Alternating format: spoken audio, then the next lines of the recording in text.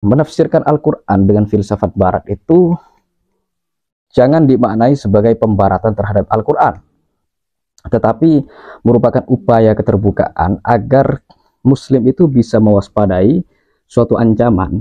Ancaman ini dinyatakan oleh Ziauddin Sardar dalam bukunya Islam, Postmodernism and Other Futures, diterbitkan oleh Pluto Press tahun 2003 di London.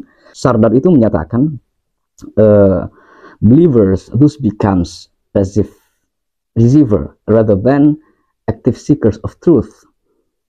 Orang yang beriman alias orang Islam akhirnya kemudian menjadi penerima pasif, bukan pencari aktif kebenaran.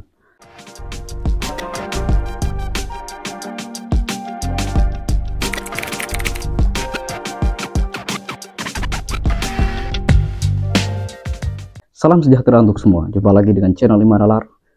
Pada video kali ini saya akan mencoba mendialogkan Al-Quran dan filsafat barat dengan suatu pertanyaan, bolehkah menafsirkan Al-Quran dengan filsafat barat? Pertanyaan ini cukup sensitif, polemik, dan kontroversial, dan sebelum menjawabnya penting saya aturkan klasifikasi perkembangan tafsir Al-Quran yang tumbuh sejak abad 19 sampai abad 20.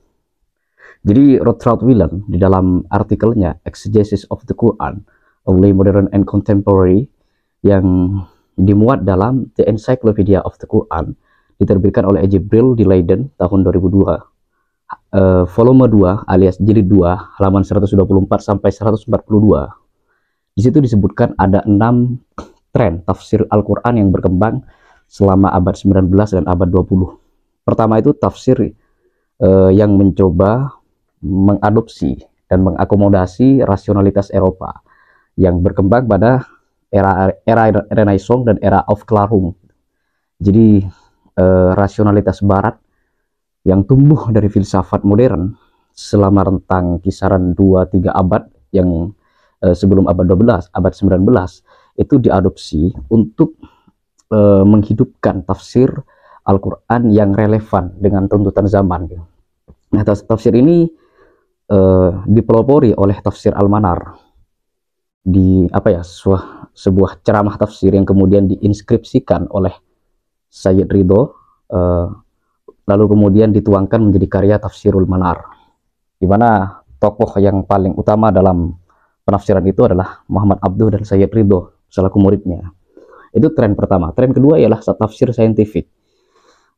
Fazlur Rahman dalam Islam and Modernity, Transformation of an Intellectual Tradition, dia menyebutkan bahwa ketika Islam bersinggungan dengan Barat, yang pertama kali diakomodir dari Barat adalah industrinya atau sains dan teknologinya. Sains dan teknologi itu yang kemudian yang pertama-tama diadopsi oleh Islam karena memang memberikan suatu manfaat yang jelas kala itu. Baru kemudian pada beberapa fase setelahnya itu diseraplah intelektualitas Barat. Nah, tafsir saintifik itu merupakan suatu arus utama yang berkembang kala itu, dan salah satu tafsir yang mencoba menafsirkan Al-Quran dengan sains adalah Al-Jawahir fi Tafsiril Quran, karya Tontowi Jauhari. Nah, tentu ada banyak lagi ya karya tafsir yang berbasis sains, di mana tafsir saintifik kala itu cukup dominan dalam lingkungan Islam.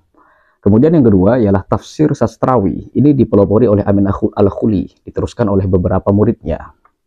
Jadi tafsir sastrawi itu itu merupakan kelanjutan dari tafsir rasional yang digagas oleh Abduh, kemudian dilanjutkan dan dikembangkan oleh Al-Khuli, di mana tafsir diarahkan untuk membaca bagaimana situasi psikologis ketika Al-Quran turun. Jadi kemampuan Al-Quran mempersuasi, mempengaruhi, dan memberi daya tarik serta daya dobrak psikologis kepada audiennya, itu merupakan target utama dari tafsir sastrawi. Itu kemudian direkonstruksi, ditata ulang, dipaparkan untuk menunjukkan suatu keterikatan empiris positivistik antara Al-Quran dengan audiennya.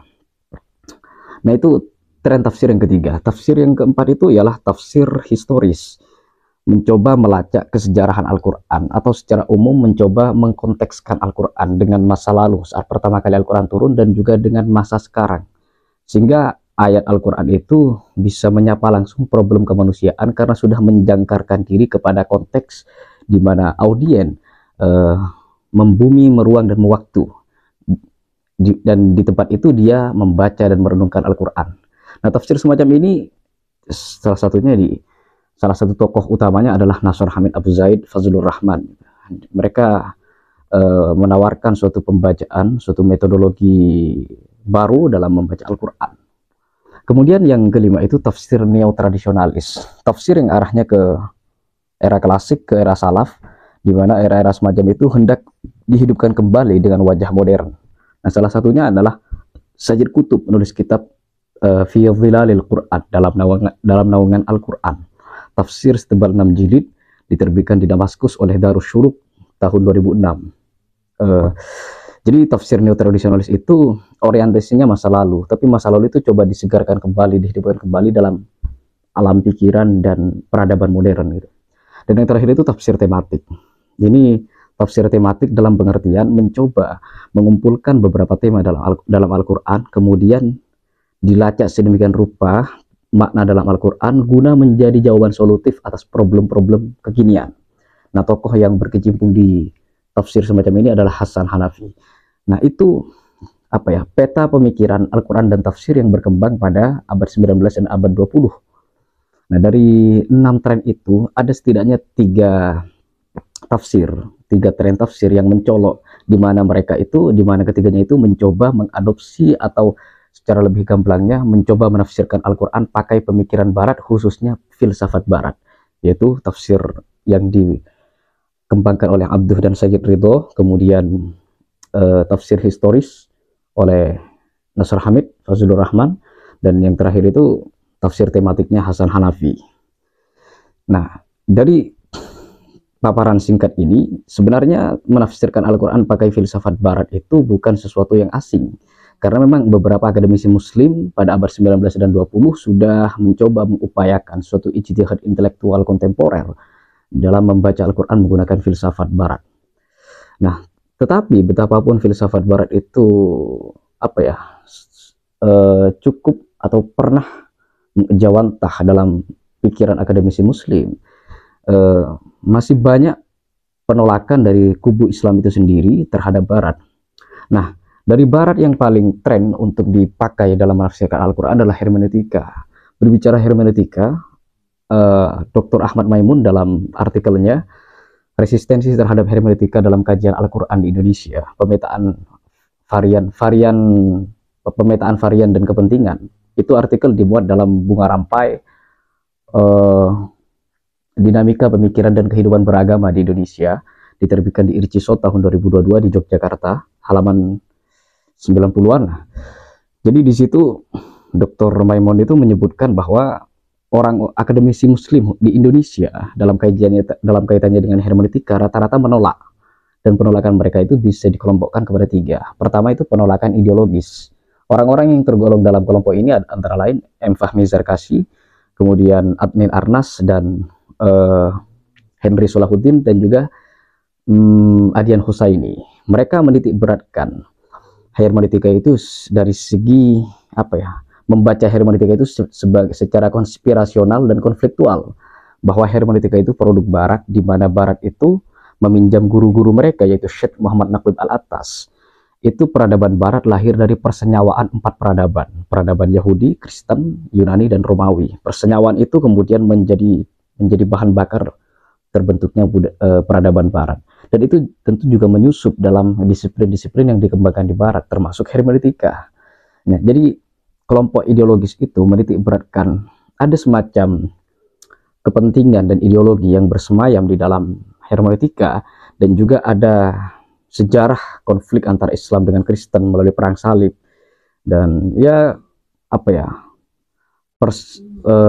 persinggungan yang cukup rumit selama berabad-abad lamanya antara Islam dan Barat, itu menjadi poin utama mereka dalam menolak hermeneutika, yang secara ringkas bisa disebutkan bahwa hermeneutika itu adalah anak ideologis Barat yang tidak sesuai dengan world view of Islam, pandangan dunia Islam. Itu kelompok pertama. kelompok ideologis. Kemudian ada kelompok teologis. Kelompok teologis ini salah satunya ya Idrus Romli, kemudian Ahyad Ahmad, Ja'far Hadi, dan lain sebagainya. Mereka lebih menitik beratkan bahwa hermeneutika ketika diterapkan kepada Al-Quran itu akan menimbulkan suatu penafsiran-penafsiran yang bertabrakan dengan apa ya, doktrin-doktrin teologis dalam Islam. Jadi misalkan hermeneutika itu memandang Alkitab suci sebagai teks, sehingga resikonya Al-Quran itu harus diperlakukan sebagaimana teks pada umumnya, layaknya teks karangan manusia. Nah, itu bagi kaum teologis itu berbahaya karena sudah terdoktrin dan terdogmakan dalam pikiran mereka bahwa Al-Quran itu ya, karena Al-Quran itu kitab suci, maka bagaimanapun ia tidak bisa disamakan dengan teks. Nah, karena hermeneutika itu cenderung memperlakukan kitab suci sebagaimana teks pada umumnya, maka itu akan berbahaya terhadap doktrin teologis dalam Islam. Nah, kemudian yang terakhir itu adalah kelompok epistemologis. Kelompok epistemologis ini rata-rata berkecimpung di kampus UIN dan PTKIN. Di antaranya ada Quraish Shihab, kemudian Nasaruddin Umar, dan Nasaruddin Baidan. Jadi orang-orang epistemologis dia melihat bahwa hermeneutika itu hanya memberikan pandangan umum, pandangan yang paradigmatis, tapi tidak menyediakan langkah-langkah operasional sebagaimana tafsir. Nah, karena tidak menyediakan langkah-langkah rigid konkret secara operasional, maka kubu yang ketiga ini cenderung menolak hermeneutika. Beda dengan tafsir kan, seperti yang saya paparkan di video sebelumnya, tafsir itu operasional. Dia menyediakan kaidah-kaidah konkret dan rigid untuk membelah makna di dalam Al-Quran.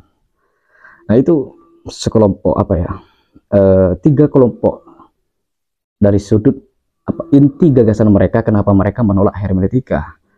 Tetapi pada video kali ini yang hendak saya tekankan bahwa keterbukaan pemikiran itu adalah suatu keniscayaan dan tuntutan zaman. Sebab menafsirkan Al-Quran dengan filsafat barat itu jangan dimaknai sebagai pembaratan terhadap Al-Quran, tetapi merupakan upaya keterbukaan agar Muslim itu bisa mewaspadai suatu ancaman.